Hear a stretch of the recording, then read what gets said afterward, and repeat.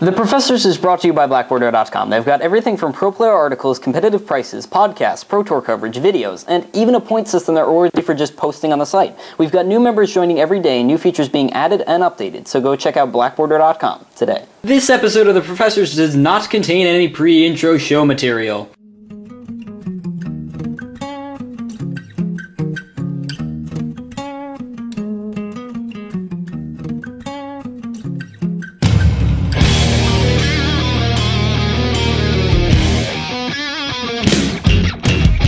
Hello everybody and welcome back. This week we've got 8 fresh new spoilers from Zendikar, some hints about the set, news about Prosper, yes that's right, Prosper, not Worldwake, and we take a look at the newest 5-color control list and more. So let's draw.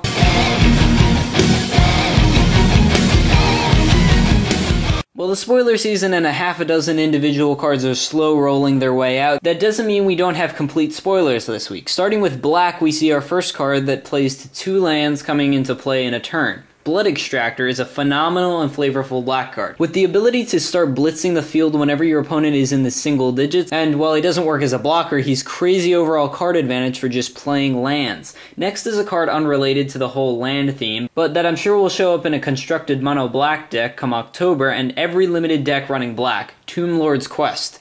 On turn 3 or 4, it's a 5/5 for practically free, and this card does just what you want 1 mana to do. Something later on, so that it can't be broken in a format where stuff that can only be cost 3 or less matters, but an investment that both players have to play around to make it something better. In red we see the first 2 cards of the color in Lava Wall Trap and Plated Geopede.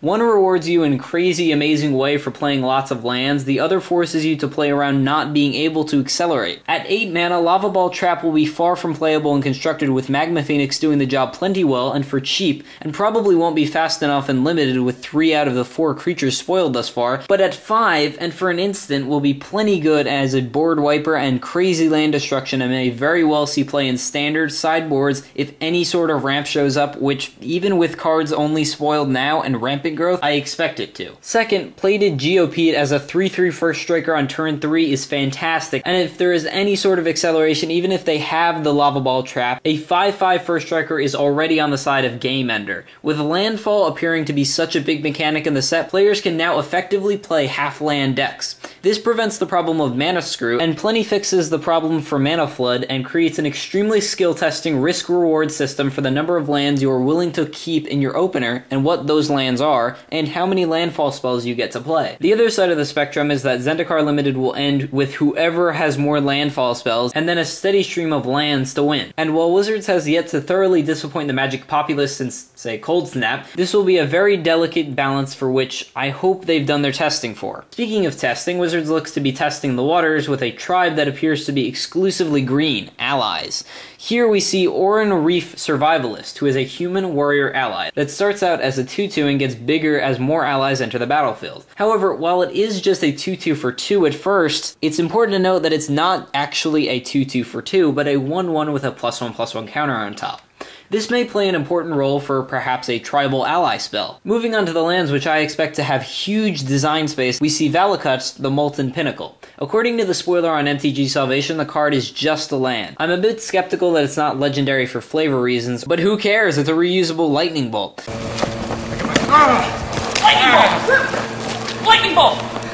Lightning bolt! It gives the more controlling red decks what they needed to finish the game, but ironically won't give any good controlling 3-color decks like Grixis control this ability, as they will never ever reach 5 mountains. But onto a land that helps out the red decks in the early game, Teetering Peaks.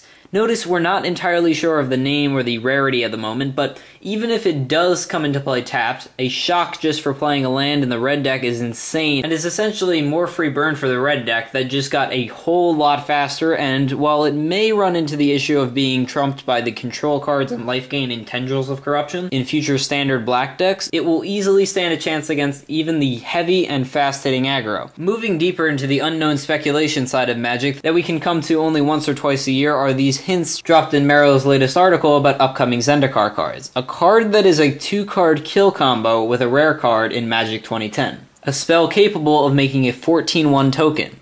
A creature that can sacrifice itself to make a planeswalker go to the graveyard. A legendary octopus.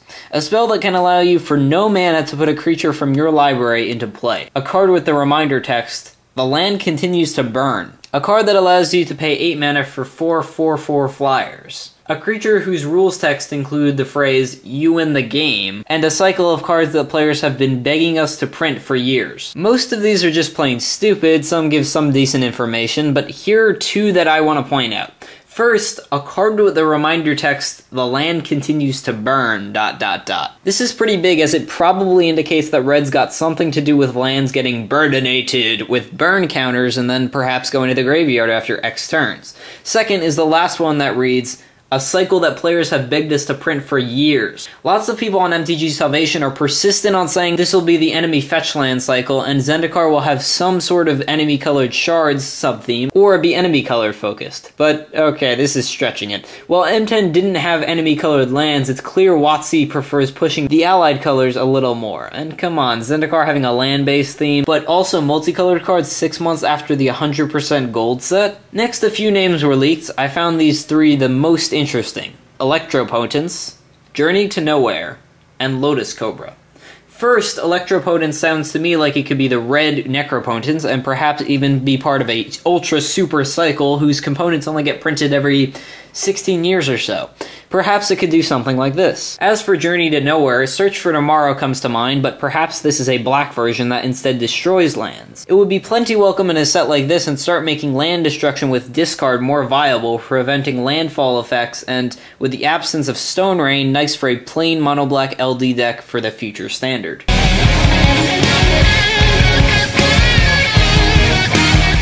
In the far set future, though, we've got some major news concerning Prosper and a new style of block structure Wizards is implementing this year. This set year will have, first, the 249 card Zendikar, the 145 card Worldwake, presumably the 249 card M11, and the 249 card Prosper set. We'll have triple Zendikar draft, followed for the next 3 months by Zendikar Worldwake draft, followed by Prosper draft. That means that A, this set year will be bigger than last year by 104 cards, and that B, you'll get a considerably higher variety among the 4 sets of the year in drafts. Out of the year's drafts, assuming you draft every week, 5/12 of your cards will be from Zendikar, 1/12 from Worldwake, 3/12 from Prosper, and 3/12 from M11.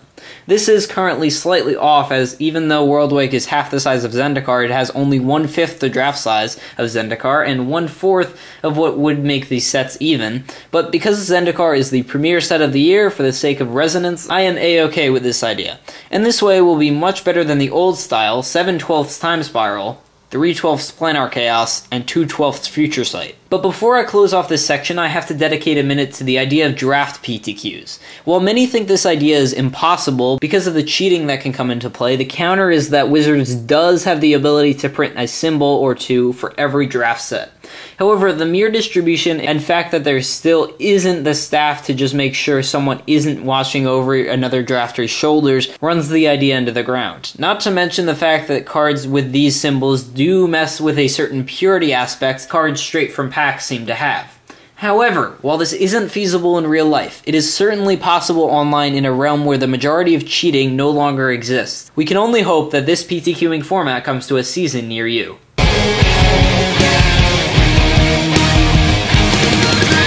While Nick's new list managed to get a plenty good record of 7-2, it didn't win the PTQ, but we'll still be detailing one Josh Uderladen's 5-color list, and one that finally uses the best creature in the format, Baneslayer Angel. Alongside Baneslayer Angel, the deck plays a slow-rolling 3 Cruel Ultimatums, Plume Veils for bigger defense and surprise over Kitchen Fix's life gain and card advantage, Jace over Muldrifter, and a Johnny plus Lightning Bolt for the removal and kill spells.